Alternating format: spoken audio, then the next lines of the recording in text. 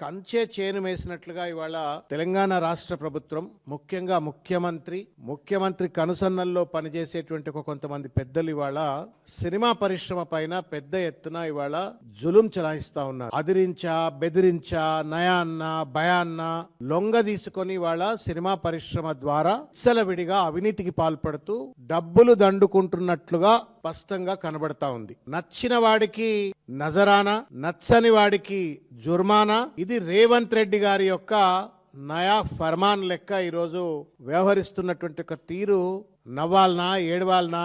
ఇటువంటి భావదారిద్ర్యంతో ప్రతి దాంట్లో కూడా కమిషన్లు దండుకోవాలా అనేటువంటి ఒక నీచ వైఖరి ఉన్నటువంటి ఒక పెద్ద మనుషులు ఇవాళ ప్రభుత్వాన్ని నడుపుతా ఉన్నారు. ముఖ్యమంత్రి కుర్చీలో కూర్చున్నారు అనటానికి చూస్తూ ఉంటే చాలా బాధ కలుగుతున్నటువంటి ఒక పరిస్థితి. కంచె చేను వేసినట్లుగా ఇవాళ తెలంగాణ రాష్ట్ర ప్రభుత్వం, ముఖ్యంగా ముఖ్యమంత్రి కనుసన్నల్లో పనిచేసేటువంటి కొంతమంది పెద్దలు ఇవాళ సినిమా పరిశ్రమ పైన పెద్ద ఎత్తున ఇవాళ జులుం చలాయిస్తా ఉన్నారు. అదిరించా, బెదిరించా, నయాన్న, భయాన్న లొంగ తీసుకొని ఇవాళ సినిమా పరిశ్రమ ద్వారా విచ్చలవిడిగా అవినీతికి పాల్పడుతూ డబ్బులు దండుకుంటున్నట్లుగా స్పష్టంగా కనబడతా ఉంది. నచ్చిన వాడికి నజరానా, నచ్చని వాడికి జుర్మానా. ఇది రేవంత్ రెడ్డి గారి యొక్క నయా ఫర్మాన్ లెక్క ఈరోజు వ్యవహరిస్తున్నటువంటి ఒక తీరు నవ్వాలనా ఏడవాలనా. ఇటువంటి భావదారిద్ర్యంతో ప్రతి దాంట్లో కూడా కమిషన్లు దండుకోవాలా అనేటువంటి ఒక నీచ వైఖరి ఉన్నటువంటి ఒక పెద్ద మనుషులు ఇవాళ